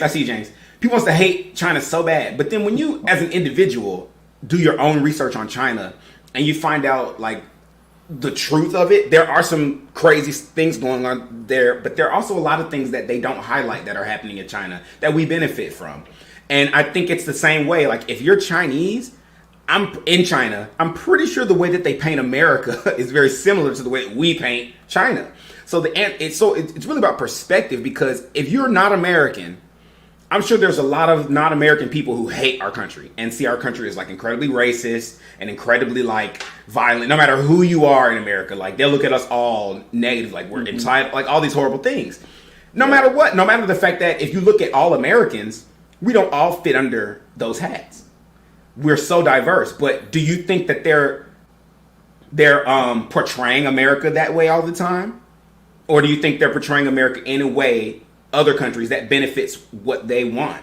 So I feel like for us to feel this way toward China, if we really got to this idea of like really just respecting a nation that was supposed to be our adversaries, it's like when you really look at the business relationship between China, Russia, and America, they're not really adversaries. They're barely frenemies, but they definitely grease each other's palms the most. If we're talking about corporate, okay, so if we're talking about corporate interests, you're absolutely right? And that's why like these corporate interests, that's why like big, massive companies, they want to do trade with China because they have such a larger access to a bigger market. Right. So it's just more profit. But if we're talking about like small businesses who produce things, right, and like business to business things, like if you want to take anyone in steel manufacturing, you can go to anyone who's producing a product that they came up with in America, right? Like there's a very real threat, and you can go read reports, and the FBI is very, very much on this with companies that they do defense contracts with. The problem is that China literally steals our intellectual property and our technology, and in their culture, it's not. There's very much a, well, if I get caught, then it's wrong. But if I don't get caught, then it's not too bad. And we don't have a way to fight against that. So we don't have a way to protect our intellectual property. And our small businesses, you can't do anything about that. You're not bringing a lawsuit to these Chinese companies if you're only because they're owned by the 50 state. people. Right. So it's a problem. James? So I want to say a couple things. One of the roots of the conflict with China is Nixon let China into the World Trade Organization in the 1970s, believing that it would be this liberal-minded, growing, broad thing. But China, the CCP, the Chinese leadership, does not have the liberal Pollyanna spreading ideology. And so we've progressed to a point where they've co-opted, notably, the WTO, which is why Donald Trump left the WTO. But they've also done things like the Belt and Line initiative. They've painted the coronavirus. The CCP, run by Xi Jinping, has tried to structure the COVID narrative to blame it all on America. Like it came from America and was sent to China and was planted, spread back and forth. So we're in this war of narratives, and it's a legit war. And Xi Jinping is the first Chinese leader since Mao Zedong to have his own style of thought canonized as a political belief system. Xi Jinping thought. And so we get to a point now where Xi Jinping wants to grow his country to take its rightful place as the world leader, and America is retracting. And when you have a system that is retracting, it leaves a vacuum. And China wants to fill that vacuum. But we've also seen China do things like imprison an entire ethnic minority and forcibly sterilize them.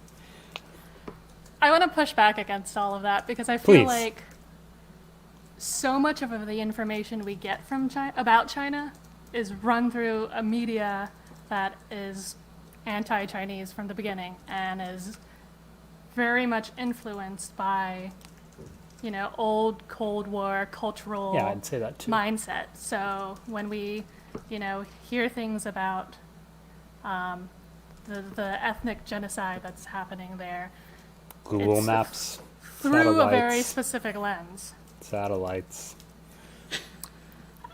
I don't believe everything that is being said. I mean, scale, sure. One thing that you can say for China is because they are a command centralized economy, is they can do much larger scale projects that America just can't do. The Three Gorges Dam is one of these things. It's just ungodly big. I think it's interesting that our conversation about globalism, well, I don't know, is about China because and the power that they have right now. I get it, and I'm following, but for me, this ties back to the conversation you had earlier about capitalism. Because to me, the reason China has so much power over us, and they did in this pandemic, and is because we've given them our business, and we've given them our business because it's cheaper. Just point blank period. It's cheaper to produce. It's cheap. The labor is cheaper. And we've cut off our legs because we're like, oh, it's cheaper to make it over there. Let's just do it there. And then you find yourself stuck in a situation where it's like, oh, well, we all need masks now. So, or whatever, the medical equipment is. And when we did that, we cut lots of jobs in America. Which is why James moved 3 times in 3 years. Yes, and you're losing these jobs, these steel jobs, these manufacturing jobs. Technology is going to change it anyways, but you're losing these jobs, and I think what the Republican Party, in my opinion, does so effectively is find somebody to blame. And I feel like China is a good country to point to and be like, look, they took all our jobs. They're holding out on us. They're not giving us the stuff they say that they're going to give us, or they're saying that we brought the virus and all that. They can say whatever they want as long as we're producing our own stuff. You know what I'm saying? So we gave them the keys to the kingdom. So then that circles back to the question that I asked before. Is nationalism something that we as Americans need right now? This idea that we could do it on our own. We do it on our own. I don't think it needs to go to the extreme of white power. But I do think that there is my personal opinion is that us as a country, we could use some strengthening in our infrastructure, socially and politically. I feel like there's a lot of distrust amongst Americans right now. I feel like there's a lot of people who are without right now, without jobs that are outsourced, without a lot of these things. So I feel like maybe a push for, whether you want to call it nationalism, patriotism, or just from some self-sufficiency within our own borders might be good. I don't think that means we need to retract from things like the Paris Agreement and the World Health Organization. I just think maybe we could take a different position. Do we have to be the one leading the lecture all the time? Or can we be an audience at a meeting? Can we be there to listen and, give feedback when and if necessary, or do we have to be the teacher in the room all the time? Because clearly, what last year showed, if nothing else, was that we're far from perfect, which this year is showing still. We're showing the world all of our bones, and at the same time going to turn around and tell them how to behave.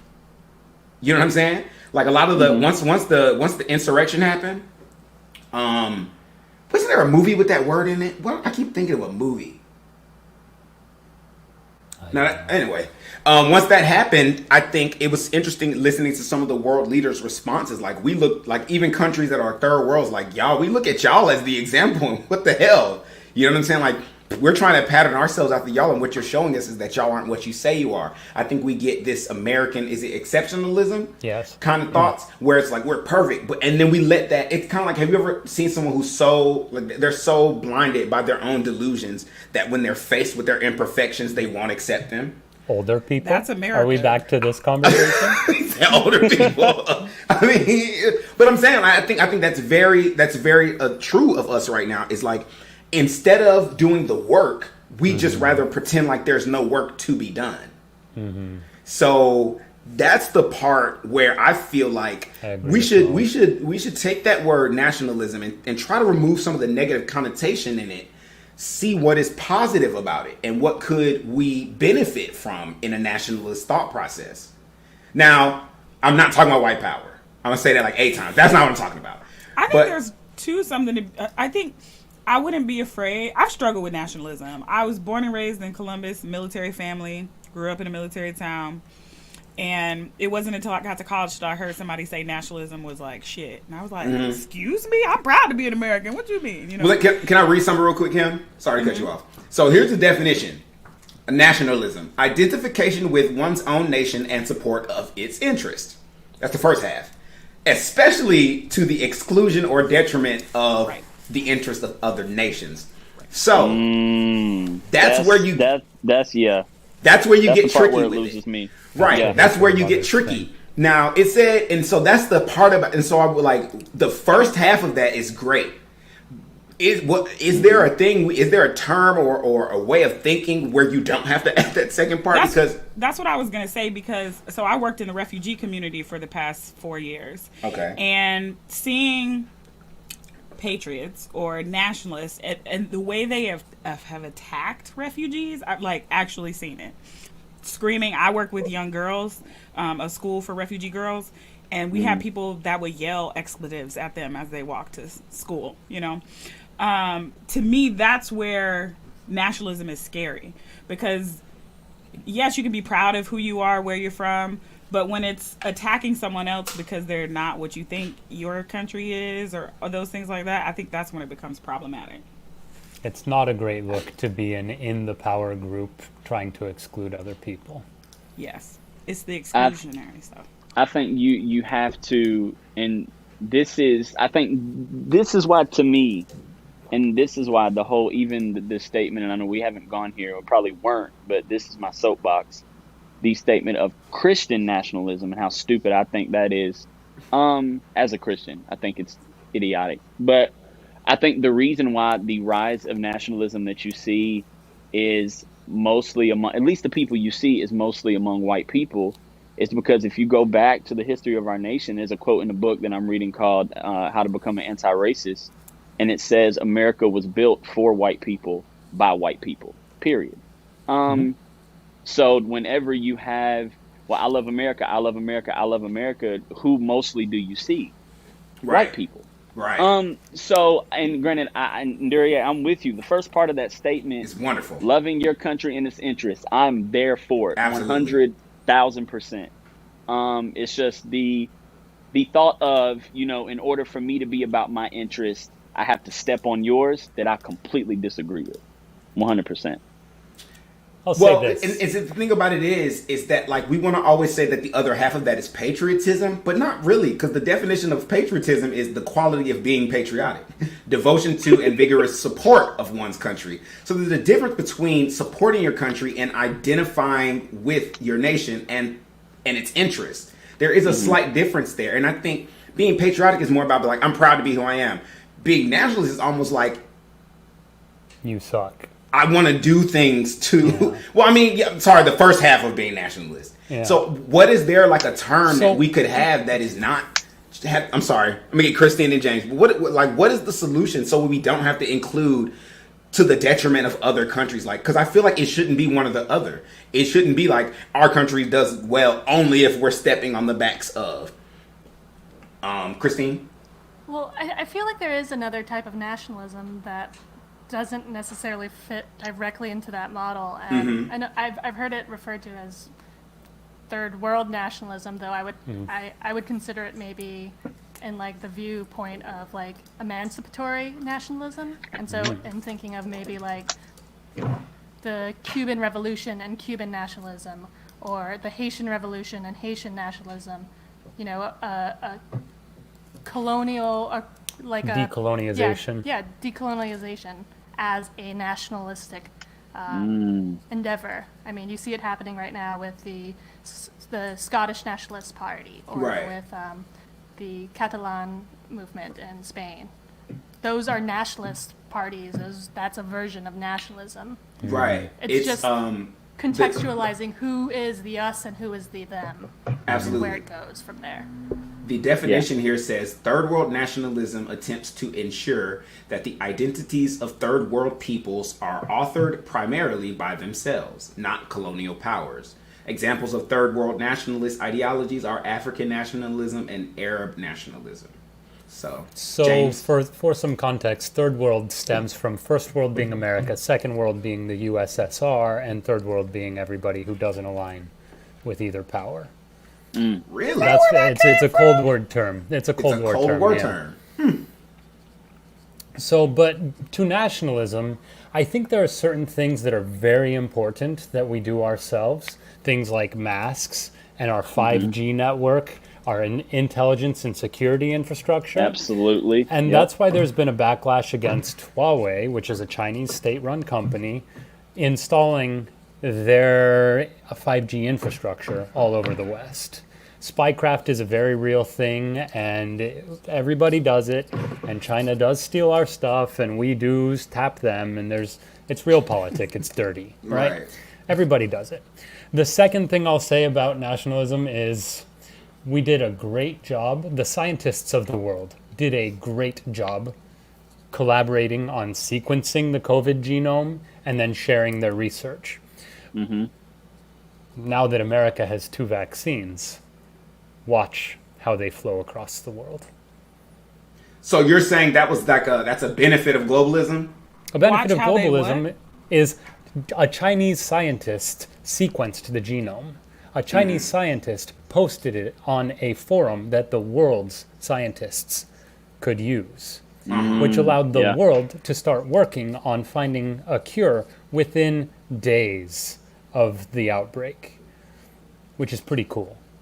And supposedly we're supposed to have a 3rd vaccine here shortly. Right. So just watch. Yeah, just watch. I mean, the counterexample is Chernobyl blew up in the Ukraine and the USSR lied about it for 5 days until a country in the north picked up irregular radiation levels. And, you know, so good things are happening.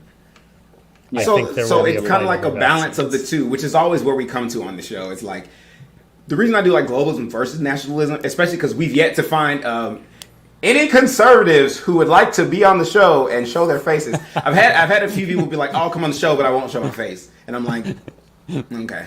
So that means you about to come in here and say some crazy shit. So no.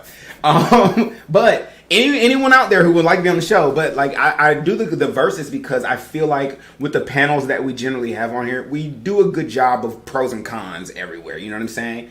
When it comes, I think you definitely need globalism and nationalism. You need globalism because we live on a globe. I'm sorry. You might want to feel like even Earth's orbit affects Mars. Okay, so we can't think that just because you're on the other side of a big lake and ocean that we don't affect each other the way we live. We absolutely do. Absolutely. We can play the blame game. Oh, China pollutes more, and yeah, but it's still our problem. But at the same time, there are some internal things that us as a country, we as a country, as nations individually, need to be able to fix within ourselves. And if we want there to be this independence, in addition to our interdependence, we have to make some adjustments that are going to be uncomfortable. And that's just the truth. Like, it's like this. My mama came the other day, was like, the light bill's high because, we moved to a bigger house. So now I'm in the dark all the time because I don't like getting yelled at. So I just sit in the dark. This is the most electricity I use. Yeah, I'll just sit in the dark, the TV on. I try to turn the brightness down on the TV.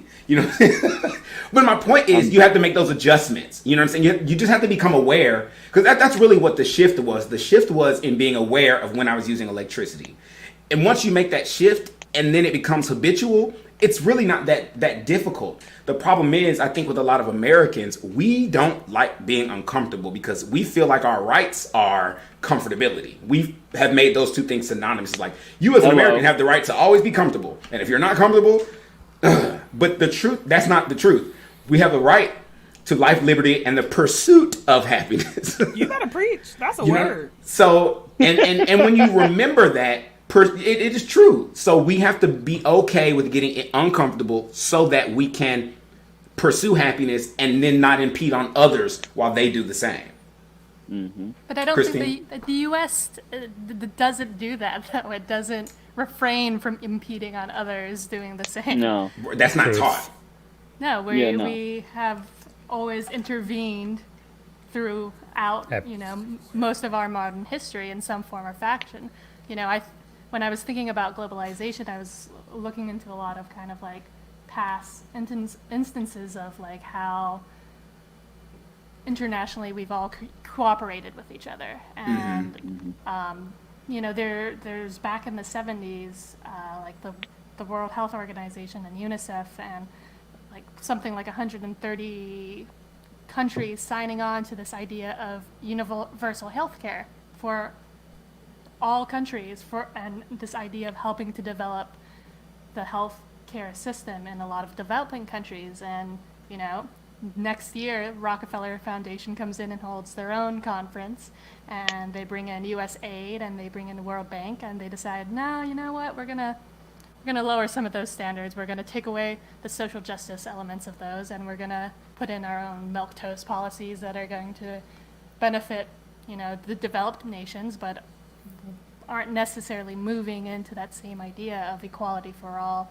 And I mean, the same thing goes for this idea of like the global South thought about this interdependent economy and this like new economic order, and the U.S. government was like, actually, I think the government and how it functions within international setting is fine. And, you know, we continued on with like Reagan policies into the 80s, and now we're in this kind of neoliberal hell order that we're in.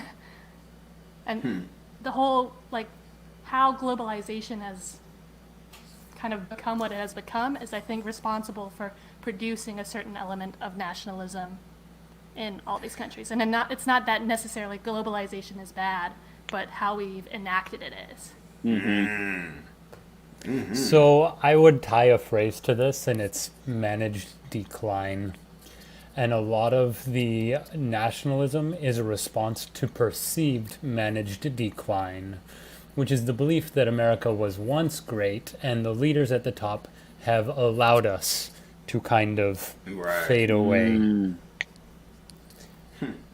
Yeah. Okay. And there's some grievance. I mean, there's some there. Alrighty. So we're hitting time. So we're going to go to our final thoughts. But before we do our final thoughts, let us have a small ad break.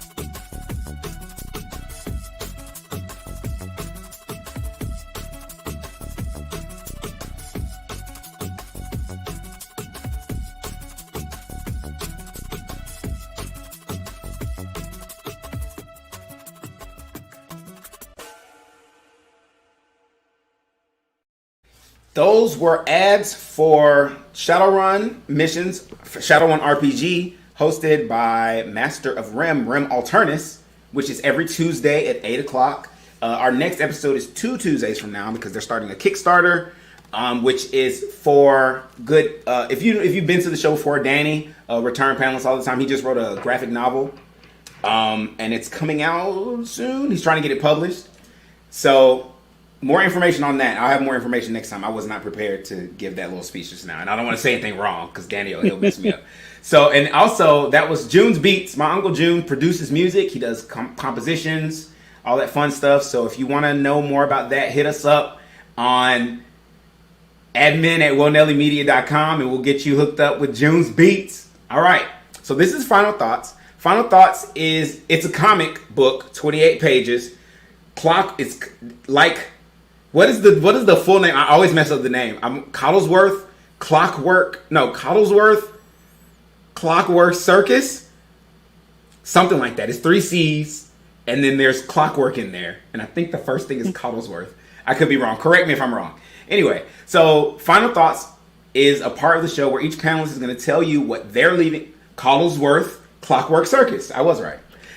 Each panelist is going to tell you what they're leaving the show with, or what they hope you leave the show with, or maybe just some parting knowledge. They can talk about anything from the conversation, from the main topic, or anything at the current events. So let's start with our newest panelist. Let's start with Christine. Final thoughts. I guess taking away from this is it's all so very complicated. Between all the different definitions and different breakdowns of what these ideas mean and how they influence each other. I think that you are correct in saying that we are probably only going to increase our global connectedness. I think between technology and whether that be like social media and capabilities on the internet and international travel is only going to increase, especially once COVID is under control, that we will just continue to be a more globally interconnected world. It's just a matter of how do we reform it, reconstruct it in a way that it serves the people and not international conglomerations and big business, because that's the only way that's going to prevent these large nationalistic ideas from taking place and pushing us towards like a isolationist viewpoint. Excellent. That was Christine Summers. You can find Christine on Twitter at Christine Summers, which is KRYSTINESUMMERS, or you can find her on her letterboxd.com/KSummers. All right, next let's hear from Mr. Bendas. I don't know. I'm glad this was a good conversation. I'm glad that it was defined pretty well. I wasn't sure if we were going to get into like open borders or like a global governance conversation, which is kind of what I thought it might go to, but it stayed in something that was, I don't know, to me real. Yeah, no, I didn't know a whole bunch of stuff. Like I didn't know that the Rockefeller Foundation came in and like squashed universal healthcare. Like that's really interesting. That's something I'd want to look up. And overall, I just feel like it was like a good conversation. Yeah, I really liked it. And I would say, though, Dorea, that I would say I'm like pretty conservative, or libertarian at least. I guess I wouldn't know because the only show we had you on was the show where we talked about online dating. I know. Where we didn't really discuss political views. So I guess so, yeah. Yeah. So great. So then I think we have like 2 or 3 panelists that are conservative and are willing to come on here. Cody had a field day one time during the marriage episode because he got to talk to a Trump supporter who was actually critical of Trump. I was so excited. Yeah, because he was logical with what he was saying. Yeah. But as logical as a Trump supporter could be. I'm just playing. All right, that was James Bendis. Speaking of, let's actually go over to Cody for his final thoughts. But that conversation was fun. But anyway, no, I just think we're in a very critical space in America, period. I think we need to find out how to come together more as a people, and get away from just interest about, I know, big business, and we talk about a lot, the reason why a lot of these jobs are overseas, period. Mm-hmm. And just find out how we can come together more to help each other, and to help America be more self-sufficient. And like James said, make America, hey Bubba, make America be able to take care of itself and its critical needs. But yeah, that's all I have. Okay, that was Cody. You can find him on CodyPaulMedia.com. Get all your, if you're a YouTube content creator and you want to help your channel grow, he's your guy. All right, next, let's hear from the lovely Miss Kimberly Render. So yeah, this was a great conversation, and I would actually love to hear more of what James was saying about open borders and stuff. I'd be interested to hear people talk about that. Yeah, I'm gonna put that on the list. I got some stuff to look up. I ain't even gonna lie. I'm looking up how Congress was appointed or Senate was appointed before, and I learned about the First World, Second World, Third World, that being a Cold War reference. But ultimately, I would say I'm an optimist, and I believe I would love for us to take the good of globalism and the good of nationalism and work those things together. Figure it out. In the best way possible. I think for me, I consider myself more of a globalist in general, because the more I travel the world, the more I realize we were more alike than we were different. In all the places that I went, and ultimately I think we need to rage against the capitalist machine, in my opinion. All the poor people of the world rise up, you know. Oh so. Lord. And poor people know how to fight. Let's be for real.